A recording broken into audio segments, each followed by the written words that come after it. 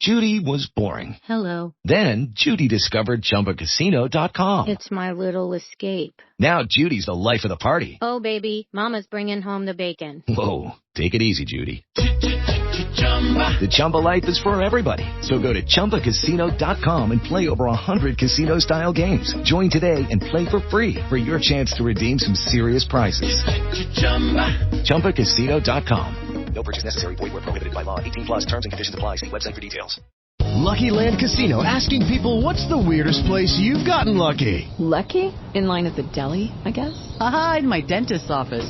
More than once, actually. Do I have to say? Yes, you do. In the car before my kids' PTA meeting. Really? Yes. Excuse me, what's the weirdest place you've gotten lucky? I never win and tell. Well, there you have it. You can get lucky anywhere, playing at LuckyLandSlots.com. Play for free right now. Are you feeling lucky? No purchase necessary. Void where prohibited by law. 18 plus. Terms and conditions apply. See website for details. Hey, Abbott, what time is it? It's time for the Abbott and Costello Show. We're on the air for ABC here in Hollywood. Well, what are we waiting for? Let's go with the Abbott and Costello Show.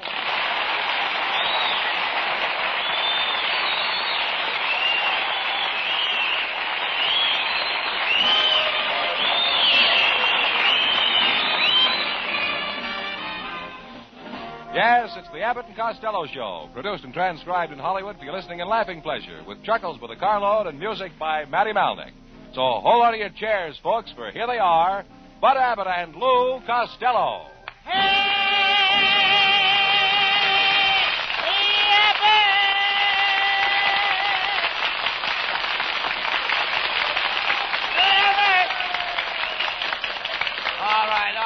All right, cut out that yelling. What's all the excitement? Well, I went to a party last night, Abbott. There were 30 girls there. Not one of them would dance with me or even talk to me. You didn't have any fun then? No, I was as lonesome as Fred Ellen on Sunday night. I thought you were such a big shot with the girls. I don't believe you ever had a girl. Oh, yes, I did, Abbott. I had a very beautiful little blonde once, and everything was swell until one day she ran off to Florida. She married a guy, and now she has 5 children. After that, we just sort of drifted apart. She had...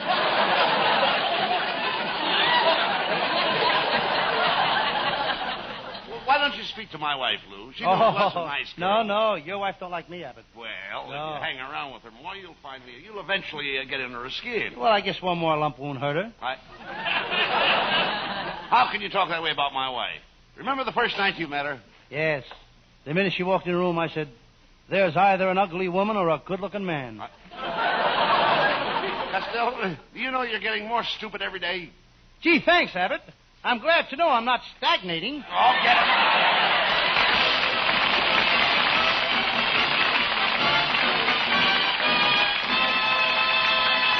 Before the boys get any further involved in nonsense, here's a thought that makes good sense.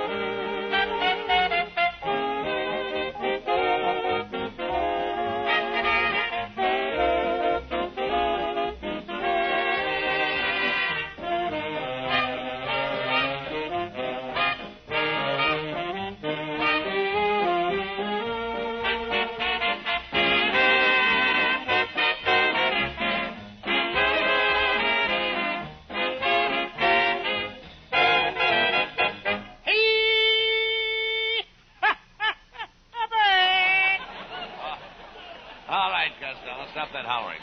What's that thing you've got under your arm? That's my new Harry Truman rifle. The Harry Truman rifle? Yes, a .48 repeater.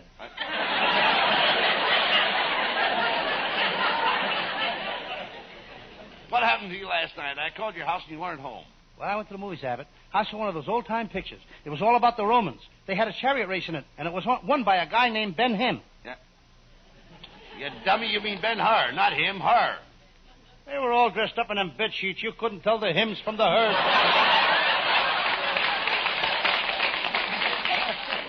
gone to school, Lou, you'd known the story of Ben-Hur. Did you go to school, Abbott? Oh, certainly. I started in nursery school, then I went to kindergarten. So what? I started in nursery school. I went to kindergarten. And I went from kindergarten to grammar school. So what? I went to kindergarten to grammar school. I went from grammar school to high school. Do you think there'll be a shortage of meatballs this summer?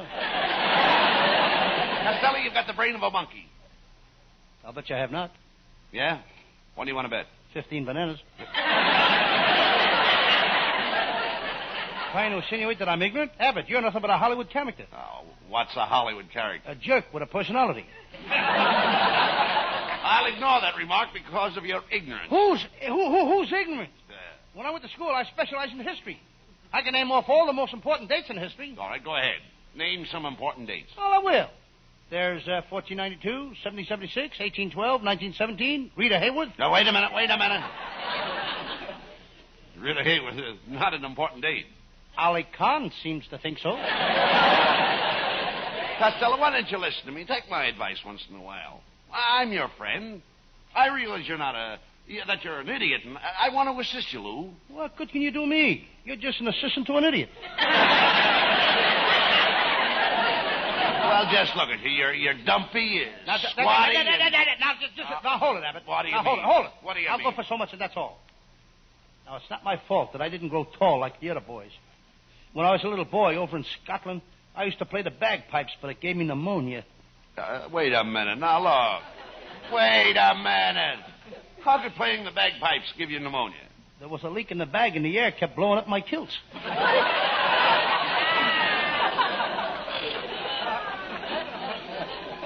Instead of wearing a whisk broom in front of my kilts like the rest of the Scotsmen, I had to wear a hot water bottle.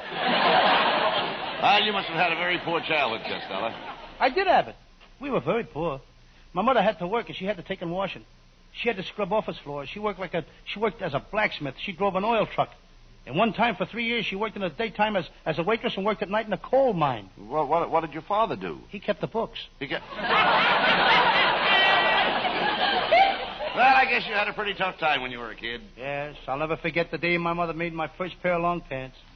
It had 12 buttons down the back and 4 pockets in the front. What did she make them out of? My father's old vest. I was the only kid in school that had a watch fob hanging from a knee.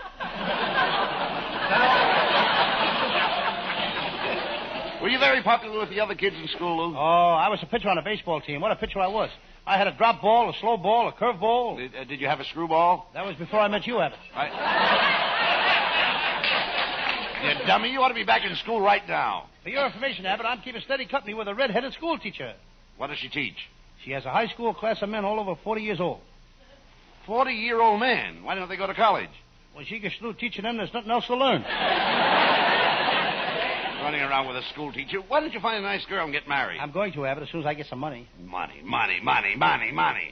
Costello, don't worry about money. Do you realize what money is? Money is the root of all evil. Money is an invention of the devil. Money is filthy lucre. Money causes misery. Money. That's what I think of money. May the Bank of America have mercy on your soul.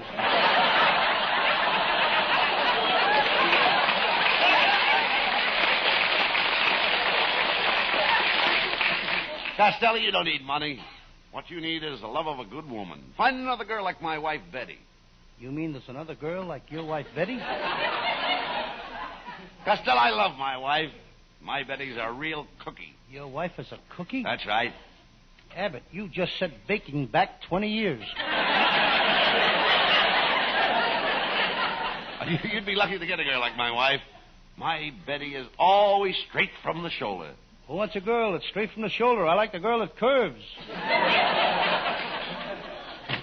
Oh, Uncle Bud, something terrible just happened to me.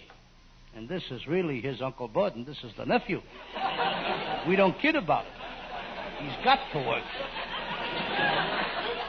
Abbott's nephew. Pay attention to what he says, folks. This may be his last performance. What is it, Norman? Nephew Norman? Why are you so excited? Well, Uncle Bud, when I was coming through the pass in the mountains, a mountain lion jumped right in the car beside me. Yes, then what happened? The lion killed me!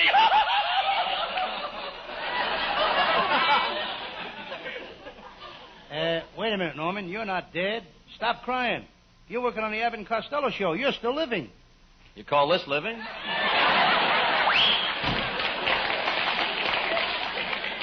Really, though, Cecilia, there goes a brilliant boy.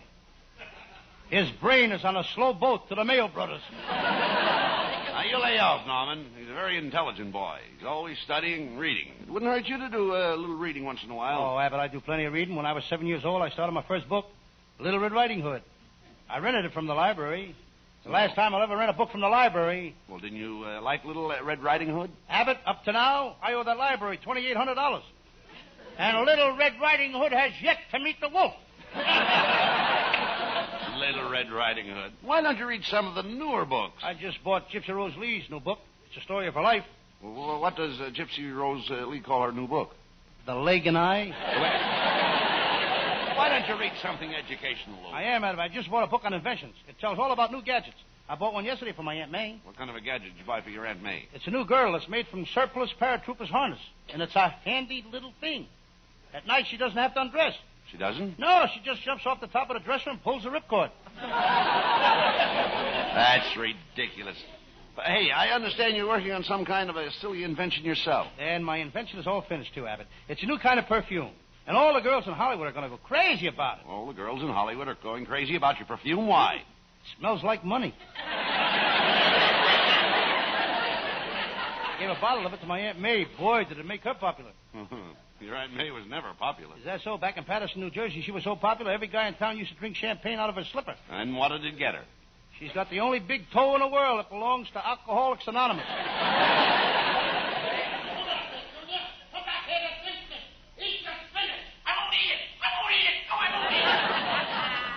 Mister, what's going on here? That's this darn kid of mine. He won't eat his spinach. Junior, you've got to eat your spinach. I ain't gonna do it. I don't like spinach.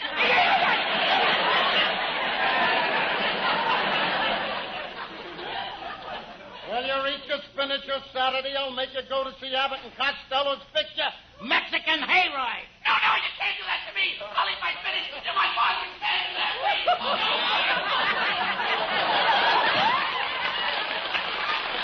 Abbott, I'd like to take that kid over to Santa Anita Saturday. What for? I want to drop him in a claiming race. Well, hello, boy. Hey, look, Costello, it's Viola. Viola, you look very lovely tonight. Viola, I understand that you and Costello had a date last night. Where'd you go? Well, Costello had a terrible time making up his mind where to take me. Well, you see, I was trying to make up my mind between Ciro's and the Macombo. But we finally went. Where? To a hamburger stand between Ciro's and the Mocambo. Well, don't you worry, Viola. After we're married, things will be different. We'll have lots of little ones, and they'll all look like me. Oh, gee, I'd always planned on having children. I'd plan on having a few laughs here. Are you sure you're reading the same script? Lou, you shouldn't be jealous of me. I don't want to be a comedian. I don't want to make people laugh. Okay, then you read my lines. Costello, you can't be funny without me. You need me. Why, where would Edgar Bergen be without Charlie McCoffey? Where would Amos be without Andy? That's true. Certainly. One thing goes with the other.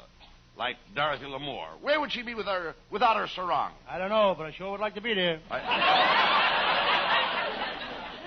Costello, I think you're girl crazy. I'm not the girl for you. But, Viola, you can't leave me.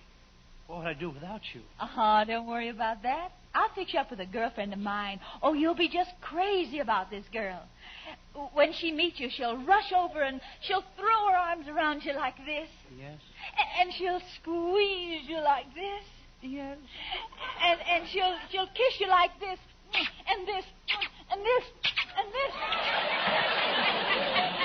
There. Now, what do you think of that? When am I going to meet this girl?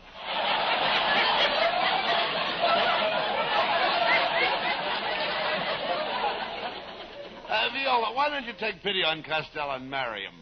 Then you'll be known as Mrs. Louis G. Costello. G? Oh, what does the G stand for, Costello? Don't you tell her, Abbott. Come on now. What does it stand for? George? No, I don't want to tell you. Oh, come on, Costello. What does the G stand for? Oh, do I have to tell you? Yes. Stands for Gloria. Gloria? Yes, my mother always wanted a girl, and my father didn't have the heart to tell her. Leola, why don't you forget Costello and come to the movies tonight and see our latest picture, Mexican Hayride? Oh, thanks, Bud, but I saw the picture already. Oh, you did? Tell me. How did you like my acting? Well, it was... I'd say... Well, let me put it this way. Sure. You know how Van Johnson has that dramatic touch? Oh, yes. And how Clark Gable has that forceful personality? Yes. And how Gregory Peck gives that little artistic extra something. Yeah. But what about me? Costello, can you drive a taxi cab? Oh, now get this girl out of here, will you? Come on.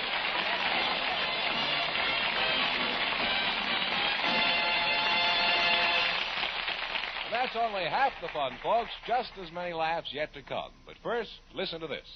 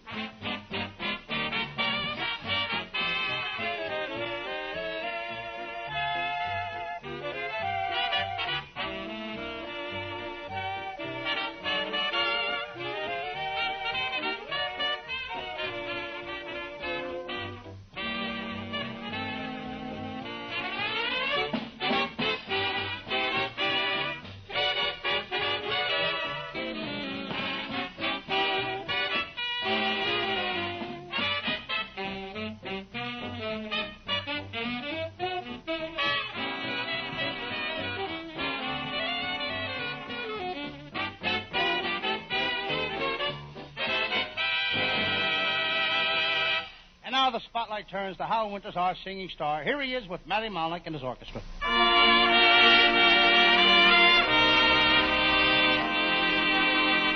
I caught you, sir, having a look at her as she went strolling by. Now, didn't your heart beat boom, boom, boom, boom, boom, and didn't you sigh a sigh? I warn you, sir, don't start to dream of her. Just bid such thoughts be gone, or it'll be boom, boom, boom, boom, boom, boom, boom, boom, boom, boom, boom. From then on, for once in love with Amy, always in love with Amy, ever and ever fascinated by her, sets your heart afire to stay. Once you're kissed by Amy, tear up your list, it's Amy. Ply her with bonbons, poetry and flowers, moon a million hours away. You might be quite the fickle-hearted rover, so carefree and bold, who loves a girl and later thinks it over and just quits cold. But once in love with Amy, always in love with Amy, ever and ever sweetly you'll romance her. Trouble is, the answer will be that Amy'd rather stay in love with me.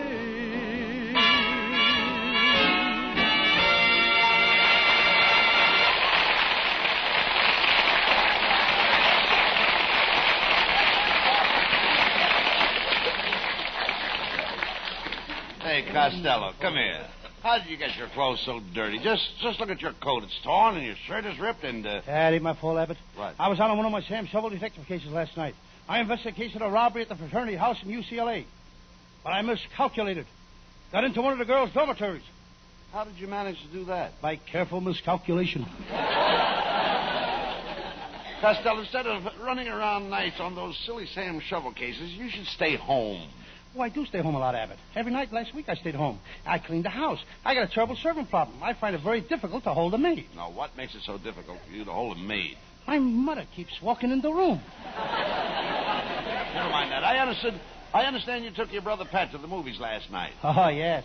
But I ain't taking Pat to the movies no more. He acts very strange. The minute we got into the movie, Pat put his hat under the seat. Well, what's strange about that? What's the men put their hat under the seat? While their head is still in it. Oh, talk sense. Hey, wait a minute. Come here. What is that big manuscript you're carrying under your arm? Well, I didn't want to tell you, but it's a book that I wrote. A book you wrote? It's the first chapter. The hero is threatened by a mad doctor who tries to remove his head. In the second chapter, he meets a demented butcher who tries to put him in a meat grinder. Then it ends where 3 maniacs tie him to a tree and a squadron of wild woodpeckers peck holes in him. But nobody wants to publish it. Why not? I guess people are sick of them mushy love stories. What is your Sam Shovel detective story about tonight? Well, tonight I do one of my most famous cases. I call it the case of the photographer who was stuck up in a dark room, or he was caught with his prints down. Well, sounds terrible, but let's do it.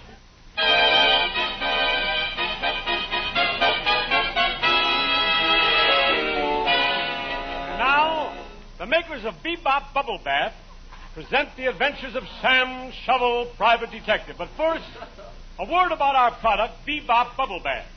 Friends, would you like bubbles in your bathtub? You would? Well, why not call up Bubbles and see if she needs a bath? Ladies, try Bebop Bubble Bath. We don't ask you to buy the large size, mind you. Just try a trial size package. It contains a 7-year supply. You'll find that if you use Bebop Bubble Bath every day for 7 years, you'll have skin just like a baby. A baby alligator. Listen to what people all over the country are saying about Bebop Bubble Bath. In Kansas. Give me Bebop Bubble Bath. In New Jersey. Give me Bebop Bubble Bath. In Oregon. Give me Bebop Bubble Bath. In Virginia. Give me liberty or give me death. That Patrick Henry never gives up. And now the makers of Bebop Bubble Bath bring you your favorite thriller mystery. Here he is, Sam Shovel, Private Detective.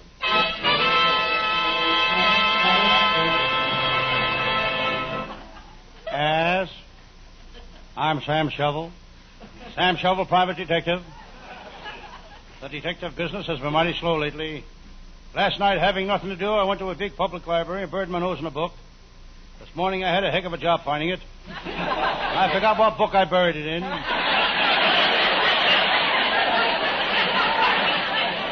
Here comes my secretary now. Did you call me Mr. Shovel? Don't be silly. Why should I call you Mr. Shovel? My name is Mr. Shovel. By the way, Miss Jones, did you find the file on that crook, Joe Kirk? What's his name? Who? Joe Kirk. Never heard of him. Miss Jones, you and I have got to work late in the office tonight. Are you prepared? Oh, yes. I brought my brass knuckles, my fencing mask, and a baseball bat. Clever girl. She's so stylish. She was voted one of the 10 best-dressed women in Azusa. That's not so remarkable when you consider there's only 9 other women in Azusa.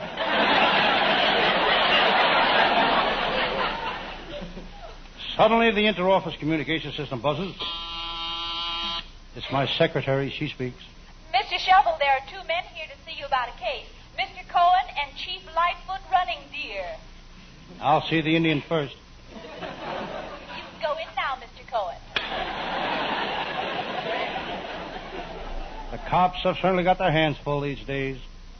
Full of 5s, 10s, 20s. I think of my pal, Lieutenant Abbott of the Homicide Squad. Abbott has been on the police force for 20 years. He knows which side his bread is buttered on. He could take any piece of bread and say, this side is buttered. Sam, I'm on the trail of Zeke, the hillbilly moonshiner, burglar. Lieutenant Abbott, I'll be glad to help you. What do you want? Well, you've seen Zeke. Give me a thumbnail description of him. Well, he uses liquid polish, and his cuticle is pushed way back.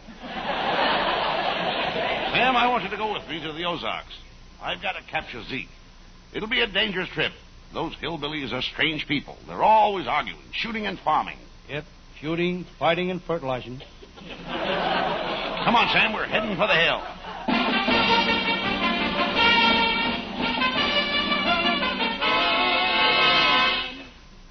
Lieutenant Abbott and I arrived in the hillbilly country. Sam, these hillbillies are strange people, but you'll have to admit they're solid citizens. They've got both feet on the ground. They've got to have both feet on the ground.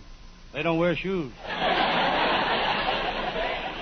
I read in the papers where a 75-year-old hillbilly wanted to marry a girl 9 years old. Did he marry her? Nope, his parents objected. They didn't want him marrying a girl who'd been divorced 3 times. Wait a minute, Sam. Here comes a bunch of hillbillies. Let's ask them if they know where Zeke is. Howdy, strangers. I'm Jim Hartfield. These here are my sons. I'm Sam Shovel, the detective, and this is Lieutenant Abbott. Boys, say hello to the strangers. Lem? No. Clem? Bert? Sir? Bert went to military school.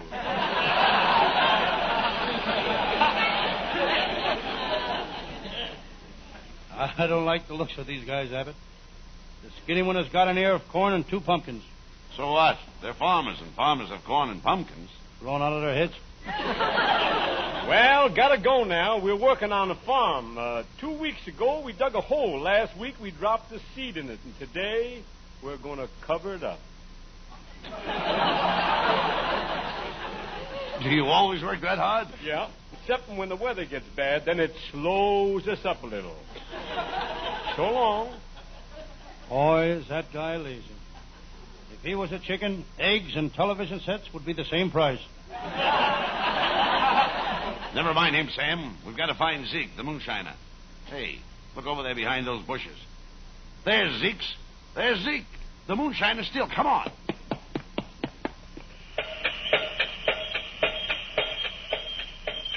Hey, look. There's Zeke. He's making corn liquor. He's jumping up and down on the corn, crushing it. Hold on there, Zeke. We've got you covered. You're under arrest. Stop mashing that corn with your feet. What are you doing? I'm making some 90 proof corn liquor. And tomorrow I'm going to make some that's 100 proof. How do you do that? For that, I take off my shoes. Zeke, how do you make that corn liquor?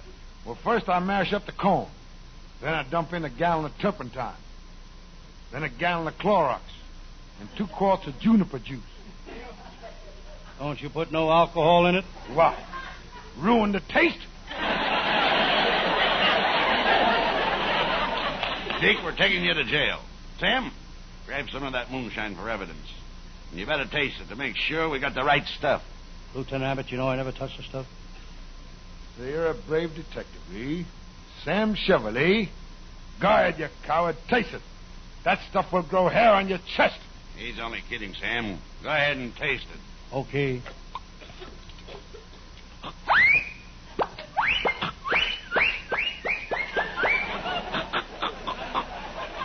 Sam!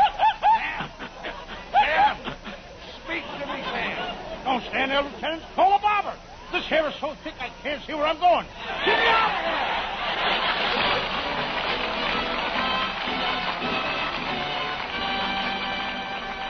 Now, before Abbott and Costello have their final fling, we bring you one more thought on this subject.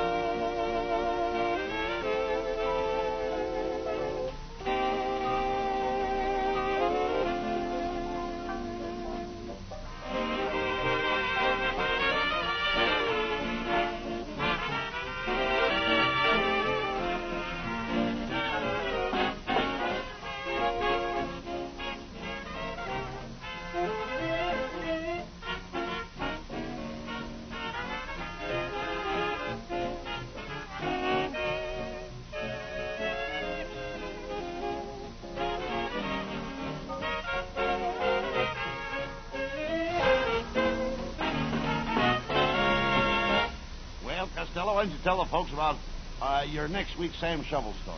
Folks, my ex-Sam Shovel story takes place in a chewing gum factory. I call it the case of the beautiful blonde who fell into a vat of soft gum, or there's good chews tonight. Yes, and our writers are working on the case right now. Our writing staff is headed by Eddie Foreman with Paul Conlon, Pat Costello, Martin Raggaway, and Len Stern. And our producer is Charles Vander. Be sure to be with us next Thursday night. Good night, folks. Good night, everybody in Patterson. Good night, come on. Aunt May, Uncle Mike, Uncle Tom, Aunt Eva. Listen each Thursday night at this time for another great Abbott and Costello show, produced and transcribed in Hollywood. Be sure to stay tuned for the outstanding entertainment which follows throughout the evening on this ABC station.